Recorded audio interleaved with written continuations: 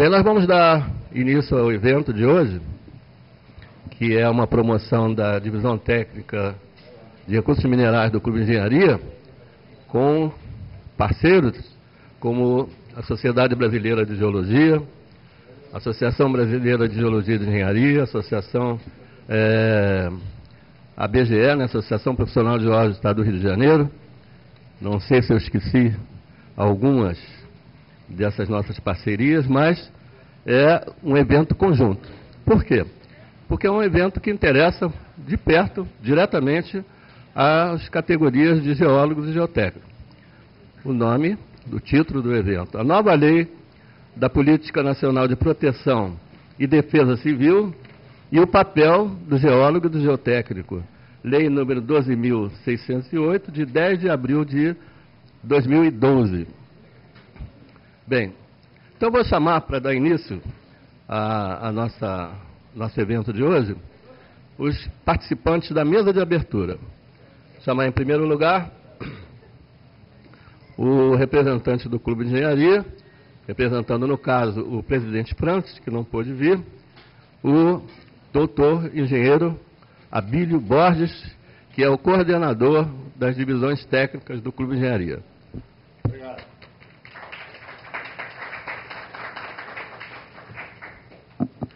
Demais participantes: deputado Glauber Braga, deputado federal.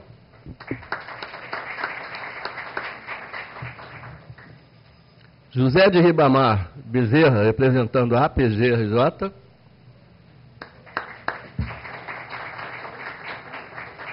Flávio Hertal, representando o DRM, que é o Departamento de Recursos Minerais do Estado do Rio de Janeiro.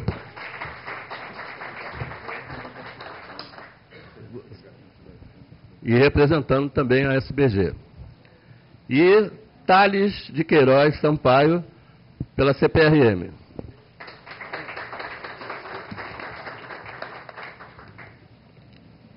A nossa amiga Maísa, infelizmente, não pode estar presente, mas seria representado pelo Eusébio. Cadê o Eusébio? Está aí? Por favor, representando a BGE.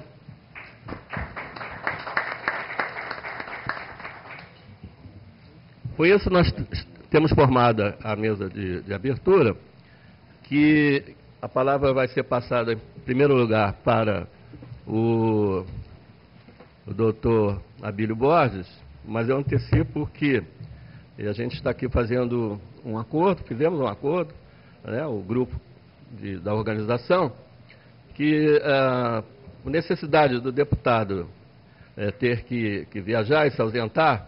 Então, depois das palavras iniciais do Abílio Borges, que representa o Clube de Engenharia, o presidente, Francis Bogossian, inclusive, nós passaremos para a apresentação do deputado e depois um debate, né, logo em seguida, porque ele vai ter que se ausentar. Então, fizemos uma modificação no roteiro programado anteriormente em função da necessidade do deputado ter que se ausentar em seguida, tá ok? Então, com a palavra, representando a presidência do Clube de Engenharia, o engenheiro Abílio Borges. Também diretor do clube, não? Você esqueceu, Bernardo? Caramba! Se você é o coordenador das divisões técnicas, diretor reeleito. Reeleito agora, reeleito agora. Reeleito, né? As eleições agora do final de agosto. Toda uma diretoria eleita, o Francis foi reeleito e o Abílio... Nós todos fomos reeleitos, foi uma vitória muito bacana. Também reeleito. Ele só não vai querer dizer... Em êxtase pela reeleição, é sinal que nós vimos fazendo um trabalho muito bom. O nosso Benedito é espetacular e nos prestigia sempre. E vascaíno também, viu? Mas não falou vascaíno, ele está meio chateado lá com a troca do técnico. Meus queridos membros da mesa, todos já anunciados. E é um momento triste que hoje houve o falecimento do João Américo Gentili, cujo sepultamento está sendo nesse momento, e era o braço direito do presidente Francis Bogossian, na AERJ, na Associação de Empreiteiros, onde o Francis também é presidente. Então, sinto muita saudade, vou sentir muita saudade do João Américo Gentili, E foi ele quem me apresentou ao vinho JP, lá de Portugal. Eu não conhecia esse vinho e até de vez em quando passei a tomá-lo. Estou com muita saudade, era um rapaz, é um senhor sensacional, estava sempre do lado, levando tudo na esportiva. Que Deus o tenha, meu querido João. Um dia estaremos todos juntos aí do lado de lá. A palestra de hoje, começando pelo nosso Glauber, que é um rapaz esforçado, grande diretor, esteve aqui, fez uma palestra, era de manhã até, não me lembro, não, era de manhã. E nós estivemos aqui e saímos assim, bambaleando até com as informações dele, com as propostas dele, quanto aos nossos problemas de contenção de encostas. Eu tenho certeza que, neste momento, o nosso Glauber vai fazer uma apresentação interessante, porque ele está preocupado, está se esforçando nisso, né, Glauber? E creio que é algo que a gente quer escutar, temos que divulgar isso, e para nossa proteção do nosso dia a dia, nós temos que levar a sério isso aí, porque não adianta achar que isso é problema dos outros. Um dia esse problema nos atinge. Pode atingir a um de nós, a um familiar nosso, e vai por aí a todo, e ao nosso querido povo brasileiro, a todos nós, aos nossos custos. Temos que ter um pouquinho de preocupação com as contenções de encosta, porque senão um dia a terra ficará arrasada e nós estaremos debaixo dela sem termos nada para chorar. Tá certo? Então, meu querido Glauber, a palavra é sua, porque é importante a sua palavra e nós precisamos dela para saber o que é que nós vamos fazer de acordo com a lei, não é o número dela? 12.608. Tá. Obrigado, Glauber.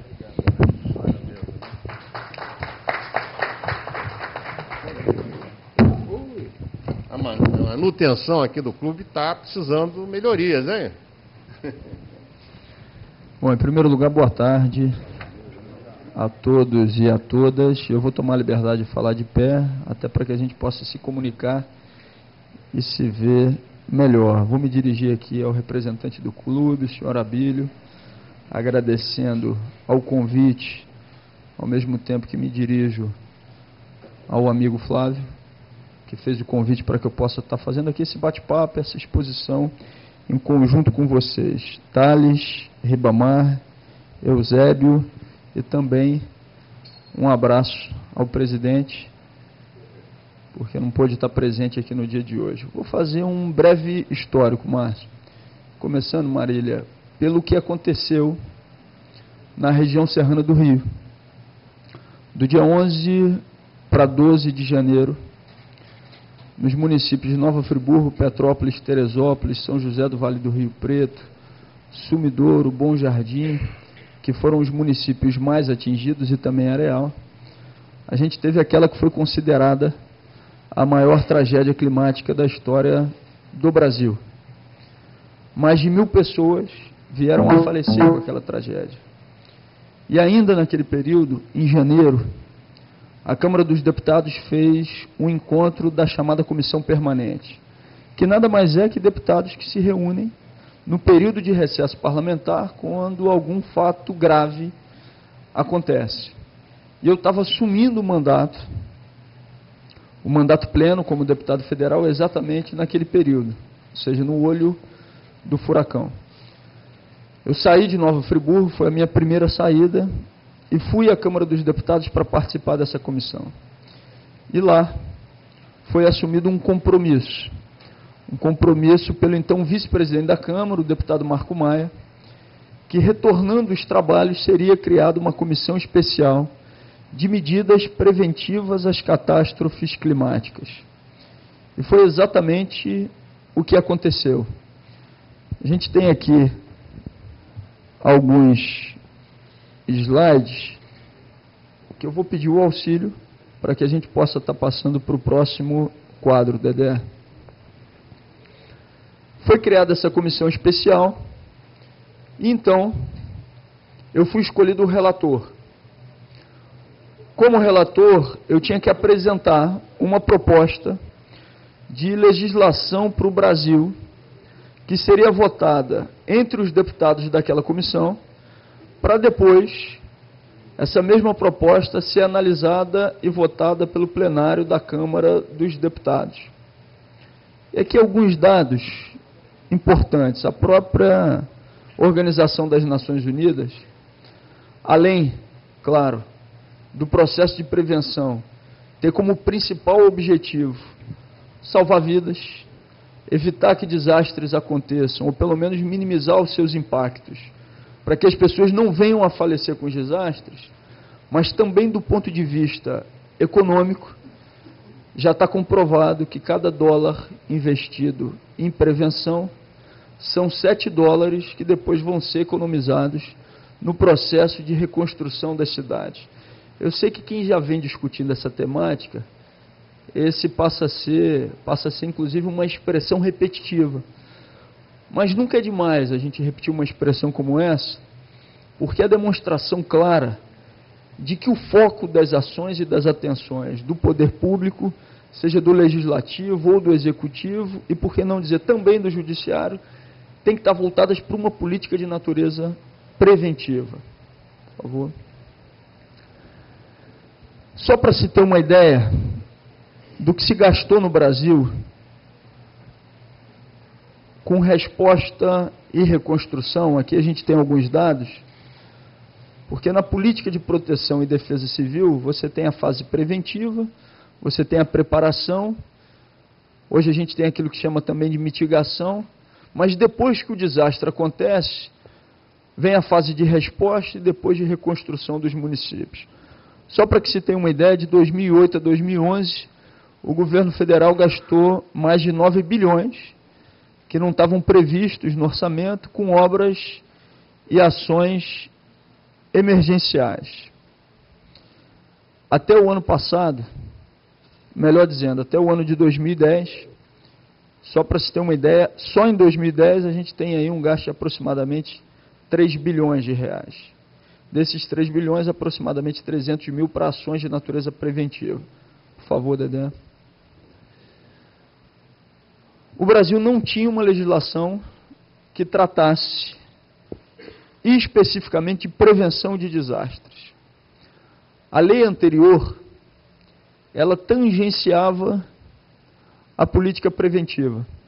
Ela tratava muito mais da resposta, do reconhecimento da situação de emergência, da calamidade pública, do que de ações que pudessem fazer com que a prevenção fosse o enfoque prioritário de uma política pública no Brasil. Por favor. Como eu já disse para vocês, foi criada a comissão especial. E aí a gente teve um tripé nessa comissão.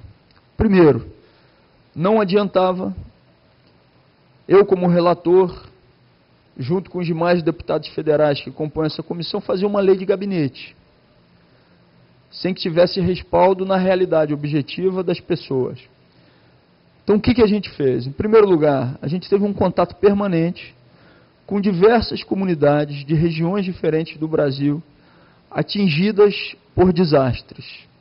Não só na região serrana do Rio, mas em Pernambuco, que sofreu também muito com desastres. A gente teve a oportunidade de estar em Santa Catarina, que já tem um avanço na política, por exemplo, de interação com a universidade, através do seu CEPED. E aí o que a gente faz? Contato com as comunidades, para não fazer uma legislação que fosse de gabinete. Segundo ponto, avaliar os projetos de lei que já estavam tramitando, tanto na Câmara dos Deputados quanto no Senado, para fazer ali uma peneira do que tivesse de positivo, aquilo que a gente considerasse que não deveria ser validado, que pelo menos fosse observado, avaliado. E, em terceiro lugar, o contato com quem já tivesse acúmulo na área de prevenção e de redução de risco de desastre. Tanto no Brasil, com diversas audiências que foram realizadas na Câmara dos Deputados. Alguns dos presentes aqui tiveram, inclusive, a possibilidade de participar dessas audiências, mas também verificando do ponto de vista internacional o que existia de legislação e o que existia de experiência na redução de risco de desastres. A comissão participou da terceira plataforma global de redução de risco de desastres, que aconteceu na Suíça, exatamente para captar essas experiências internacionais, avaliar e trazer e adaptar também à realidade brasileira.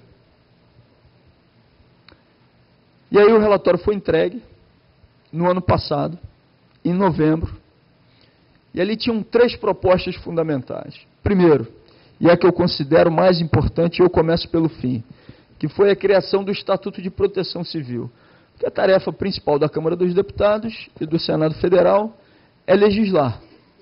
E o Estatuto de Proteção Civil nada mais é que uma lei.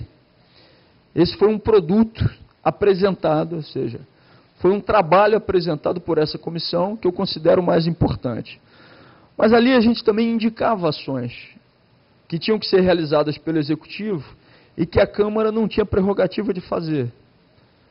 Vou dar um exemplo. A Câmara não pode fazer a indicação da criação de cargos. Ela não pode criar cargos, mas ela pode indicar ao Executivo, a partir das experiências que viu, que considera que seja importante. O Estatuto, que é a lei, é essa que foi distribuída para cada um e para cada uma dos senhores. E, além disso, a gente apresentava uma proposta de emenda à Constituição para garantir recursos preventivos. Porque falar que uma política é prioridade e não alocar recursos é simplesmente fazer o discurso de goela. Ou seja, se uma política pública é prioridade, ela necessariamente tem que ter recursos para que aqueles objetivos possam estar sendo alcançados. E nessa proposta de emenda à Constituição, a gente indicava claramente de onde os recursos poderiam sair para que aquela política pudesse estar sendo colocada em prática. E aí, nessa fase a gente tem que falar um pouquinho de processo legislativo, mas é necessário para que vocês compreendam exatamente o que aconteceu. Eu fui o relator